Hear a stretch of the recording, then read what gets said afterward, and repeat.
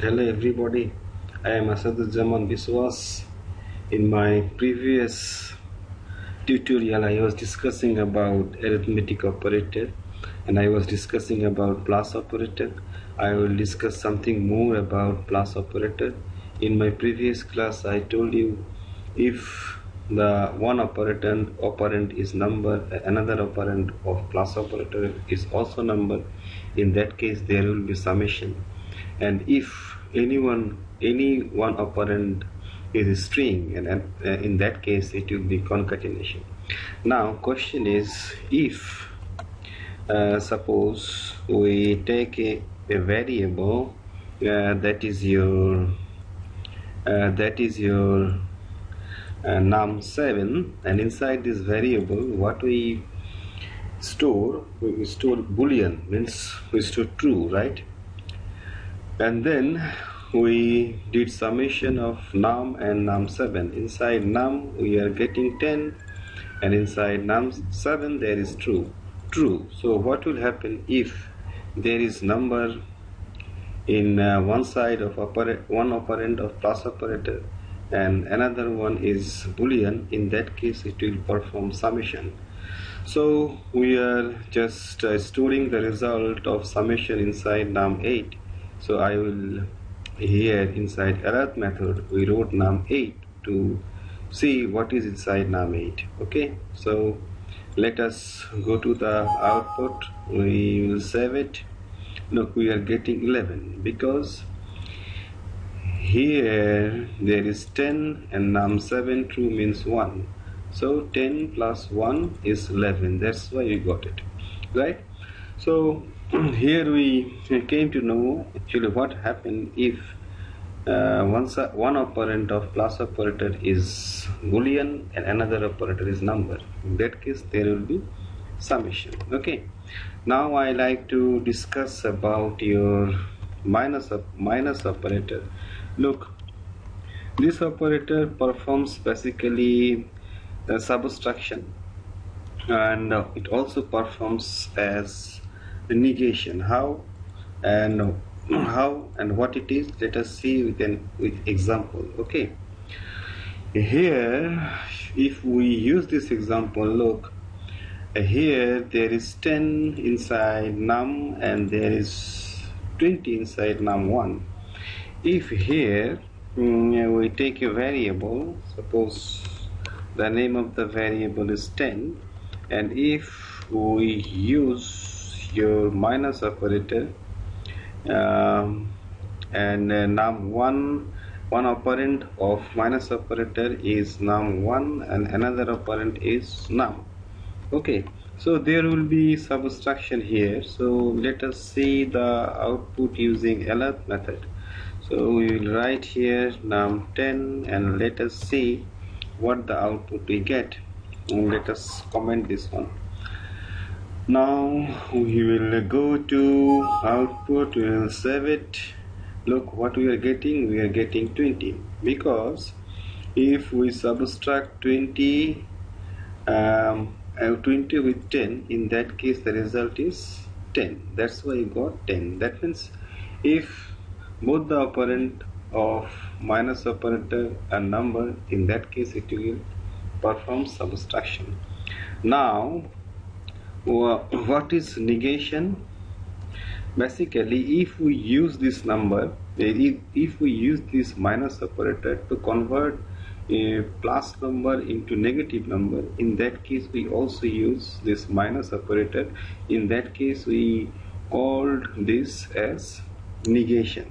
Okay, what it is, suppose if we write so var num11 equal to minus num.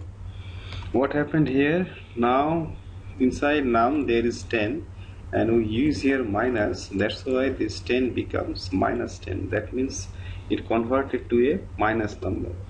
Here the minus operator will perform as a negation operation. Okay, so let us see the output here.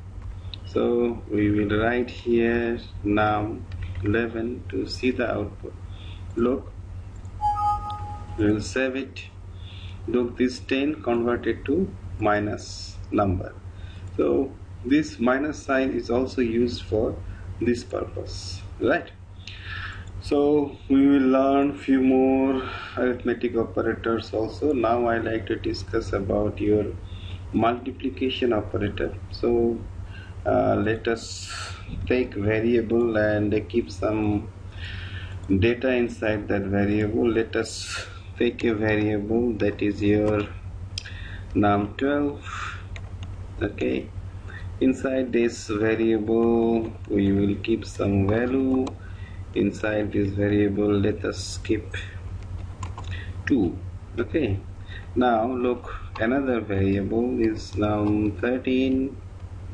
Okay, if we keep here 3 and let us see after multiplication what the output we are getting. Num12 is multiplied with num13. So let us see the output. Okay, what is inside mul.